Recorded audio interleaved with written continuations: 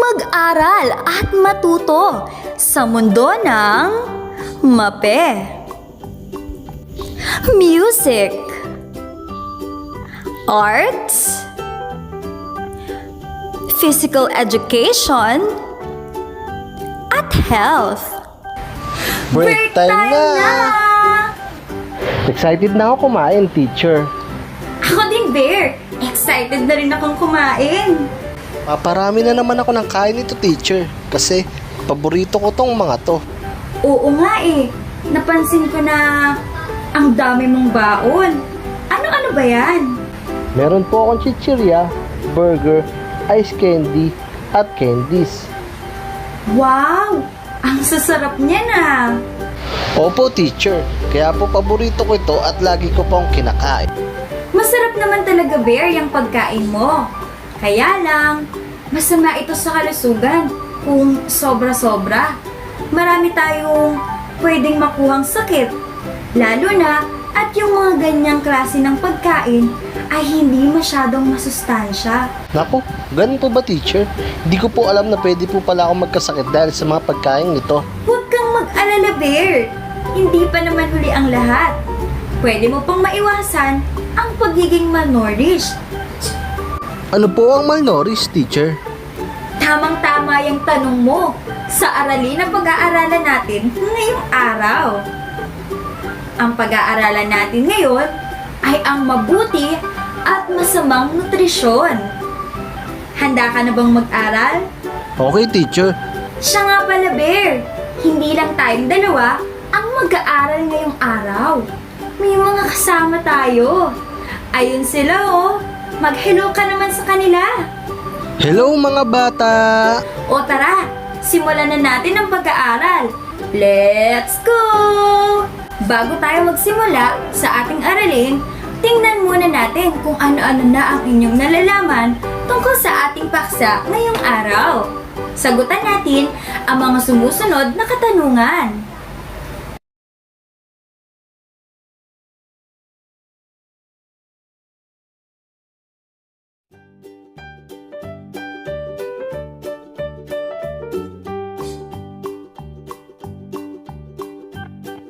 Subukin! Gawin ito sa inyong sagutang papel. Piliin ang titik ng tamang sagot. Isulat ang inyong mga kasagutan sa kwaderno. Unang bilang. Ito ay isang uri ng malnutrisyon na sanhi ng kakulangan ng protina, calories o micronutrients. A. Undernutrition. B. Overnutrition. C. Malnutrition. Or D. Obesity.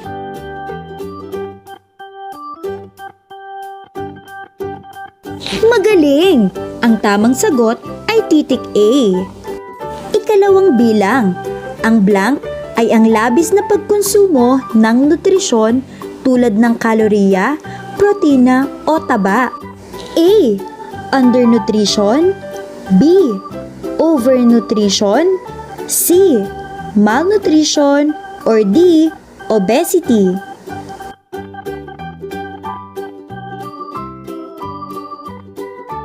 Good job! Ang tamang sagot ay titik B. Ikatlong bilang. Madalas, nagre-resulta sa labis na blank ang overnutrition. A. Kapayatan. B. Kasiglahan. C. Katabaan. Or D. Kagandahan.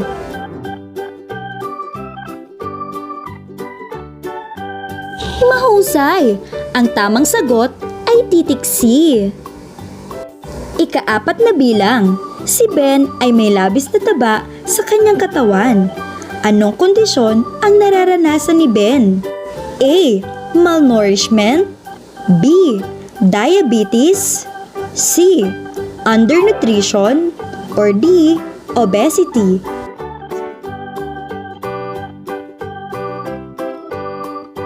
Good job mga bata! Ang tamang sagot ay titik D. Ikalimang bilang. Sa paanong paraan mo maiiwasan ang pagiging undernourished at overnourished? A. Pag-eehersisyo araw-araw? B. Pagkain ng masustansyang pagkain? C. Pag-iwas sa sobrang matataba at matatamis na pagkain? Or D. Lahat ng nabanggit?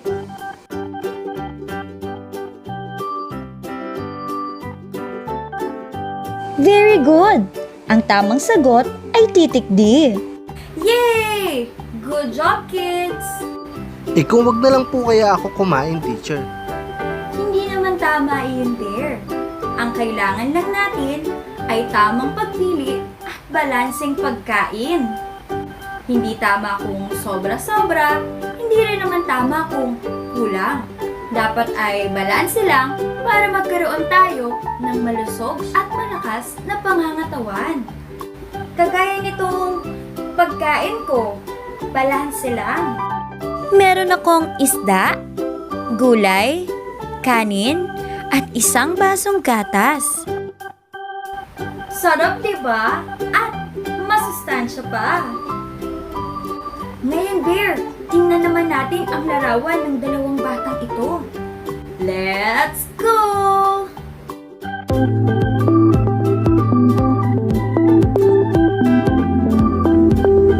Tuklasin. Suriin ang larawan ng dalawang bata at sagutin ang sumusunod na katanungan. Isulat ang iyong sagot sa sagutang papel. Pagmasdan ang larawan nila Mark at Ruel. Pagkumparahin ang dalawang bata.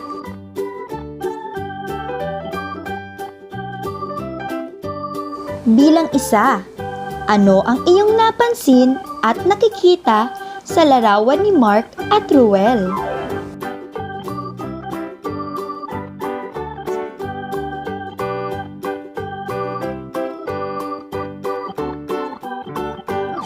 Mahusay!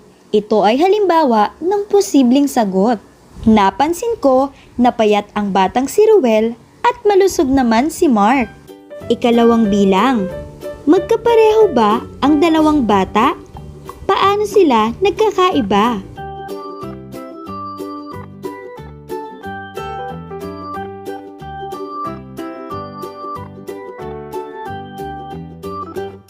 Hooray! Ito ang halimbawa ng posibleng sagot.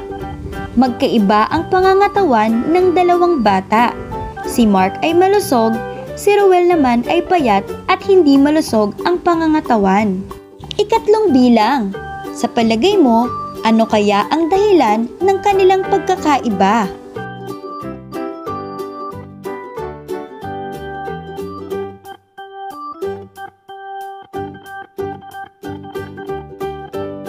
Good job!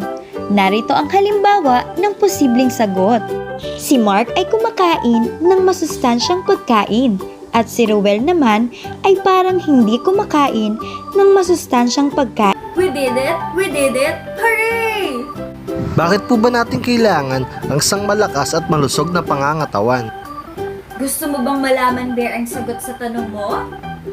Kung ganon, panoorin natin ang videong ito para lalo nating maunawaan ang tungkol sa malnutrisyon. Ang malnutrition ay may dalawang uri. Ang undernourishment o undernutrition at overnourishment o overnutrition. Ang undernourishment o undernutrition ay isang uri ng malnutrisyon na resulta sa hindi pagkuha ng sapat na protina, calories o micronutrients. Ang overnourishment o overnutrition naman ay ang labis na pagkonsumo ng mga ilang nutrisyon tulad ng protina, kalorya o taba na maaari ring humantong sa malnutrisyon. Kadalasan itong nagreresulta sa labis na timbang o labis na katabaan.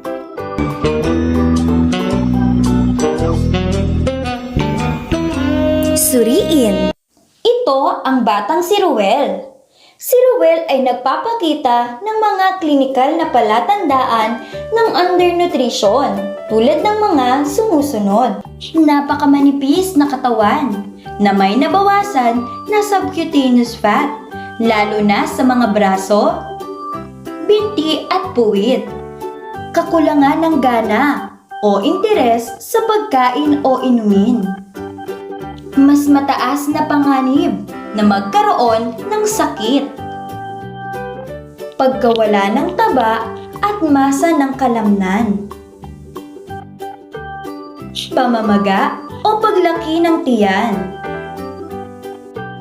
Mababang timbang. At mabagal na pagtangkad. Ang batang ito ay si Ben.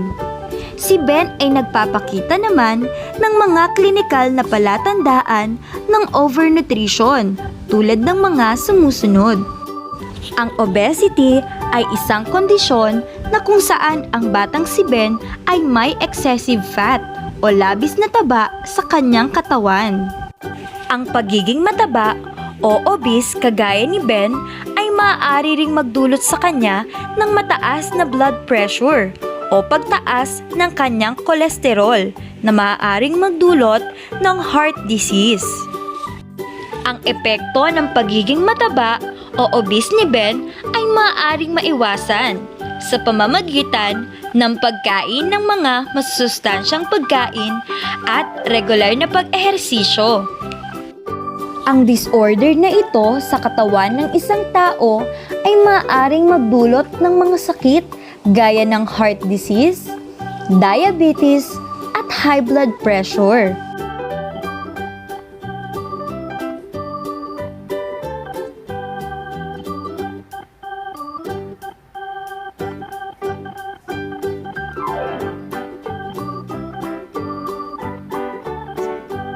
Tama, Bear! At kapag naman overnourished, iba naman ang labis o sobrang pagkonsumo ng protina, calories, at micronutrients. Pagyamanin pa natin ang inyong mga natutunan. Sagutan natin ang mga sumusunod na katanungan. Pagyamanin. Gawin ito sa inyong sagutang papel. Gawain A. Basahin ang salaysay sa loob ng kahon at sagutin ang mga sumusunod na katanungan. M. Si M ay walang ganang kumain. Siya ay payat at matamlay. Siya rin ang pinakamaliit sa kanilang klase. Madalas, tanghali na kung siya ay gumising, kaya lagi siyang nagmamadali sa pagpasok sa klase. Madalas na hindi rin siya nakakapag-almusal.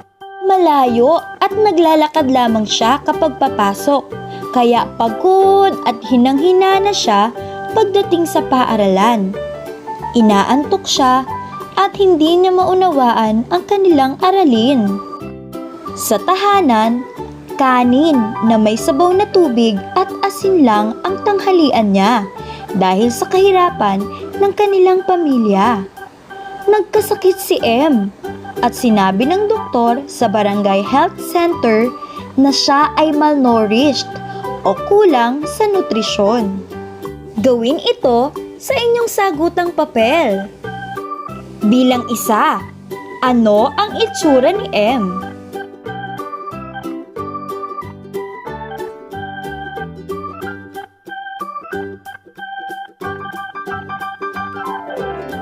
Mahusay! Si M ay payat, matamlay, at maliit na bata. Ikalawang bilang, ano kaya ang pakiramdam niya?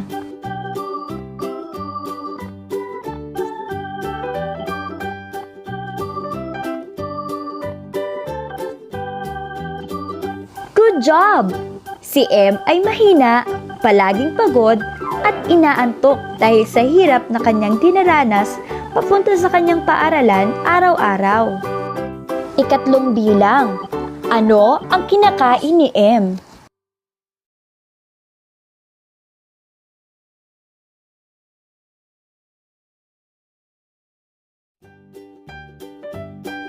Very good! Kanin na may sabaw na tubig at asin lamang. Ikaapat na bilang, ano ang nararamdaman niya?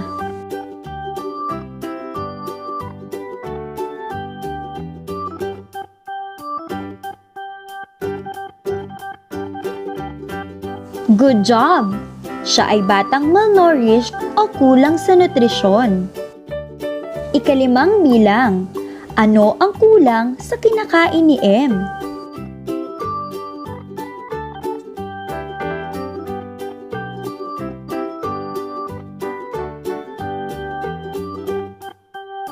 Good job! Si M ay kulang sa nutrisyon at masustansyang pagkain na kailangan ng kanyang katawan. Wow! Ang gagaling niya naman! Gawain B. Paghambingin ang batang sina Mark, Rowell at Ben. Isulat sa sagutang papel ang iyong sagot sa sumusunod na tanong tungkol sa tatlong bata. Unang bilang. Ano ang masasabi mo sa kanilang itsura?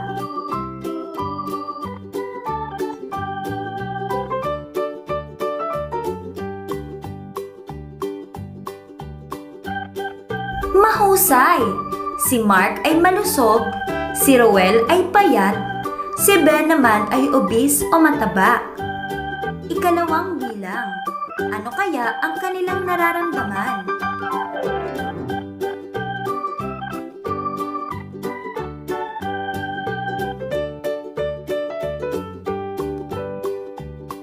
Very good! Si Mark ay masigla, si Rowell ay matamlay o nanghihina, si Ben naman ay nahihiya. Ikatlong bilang. Ano sa palagay mo ang kaya nilang gawin?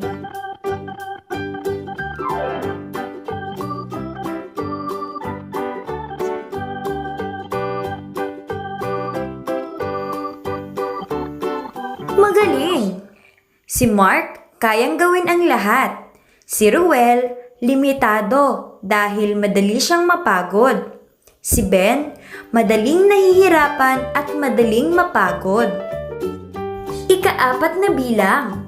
Ano sa palagay mo ang hindi nila kayang gawin?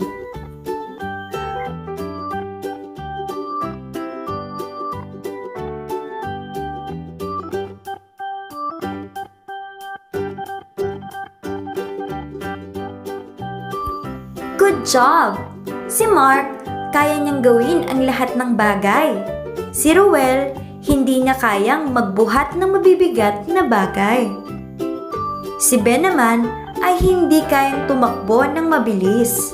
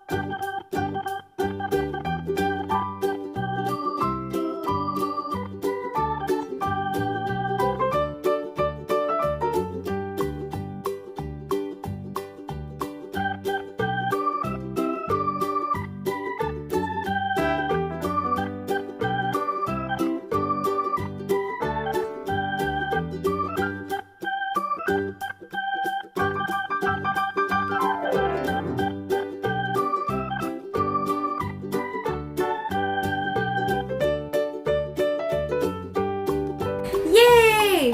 Good job, kids! Bear, mukhang marami na silang natutunan. Tingnan natin kung ano-ano na ang inyong nalalaman tungkol sa ating aralin. Sagutan natin ang mga sumusunod na katanungan. Gawin ito sa inyong sagutang papel.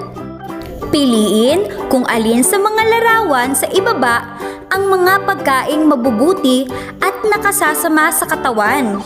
Ilagay sa hanay A ang masustansyang pagkain at sa hanay B naman ang hindi.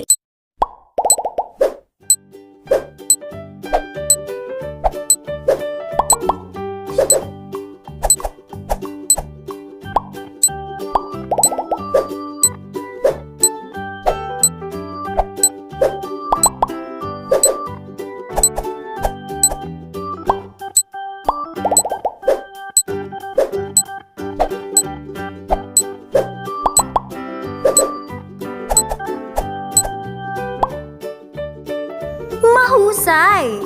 Narito ang mga sagot sa hanay A. Carrots, meat, corn, apple, at fish.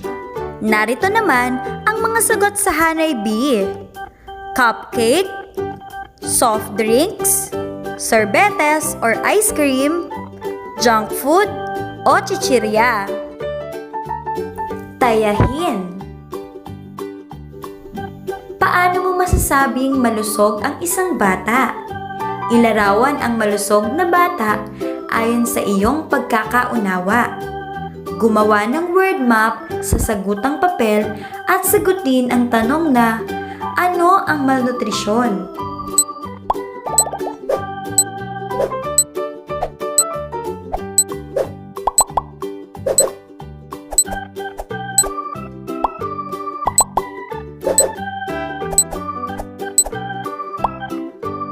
Narito ang mga posibleng sagot. Hindi angkop ang timbang sa kanyang edad at tangkad. Walang ganang kumain.